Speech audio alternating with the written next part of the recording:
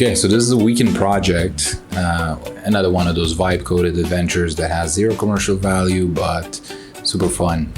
We made a game over the weekend with my little dudes. A bit inspired by Johnny Lee's head tracking video. If anybody remembers from like 15 years ago, this essentially created like this 3D illusion by tracking where the head is located proportional to the camera and therefore creating the super immersive experience. I don't think it hit that, but close enough. We've essentially did a webcam game where you don't need controllers or buttons or anything. You play with your body, where if you move to the left, the screen moves to the right, you move to the right, the screen moves to the left, and that's how you aim. You go down, it goes up, and so forth. And then we've experimented with a few triggers. One of the triggers is blinking, another trigger is opening your mouth. I mean, my first idea was to have it recognize when we say pew pew, but then I didn't realize that while playing, a kid just screaming pew pew pew pew pew gets a little bit annoying.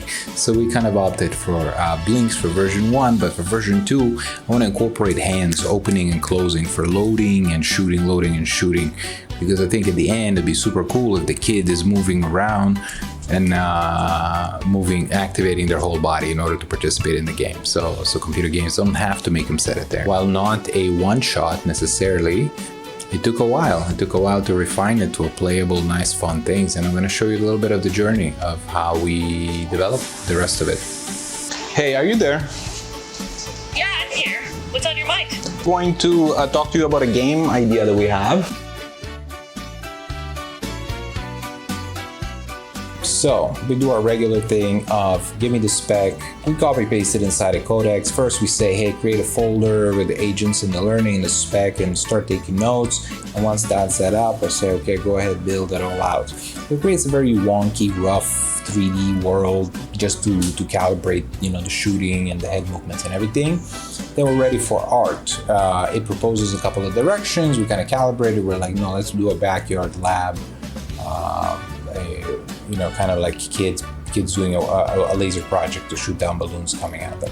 Why? I don't know. We didn't figure out the lore yet. We're gonna do another pass of the lore. So call the bombs away. Max's idea.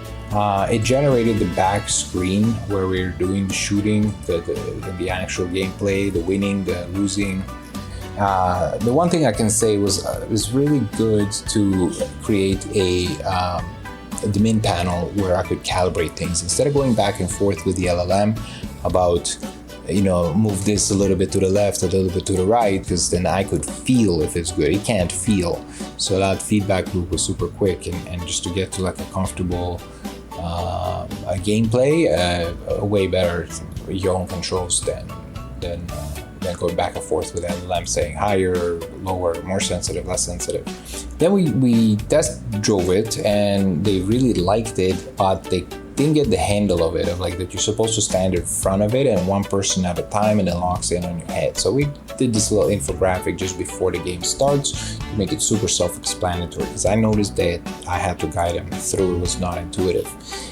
We've also done a couple of side quests. So for example, the balloons kind of look pedestrian. So we generated image gen sprites like this.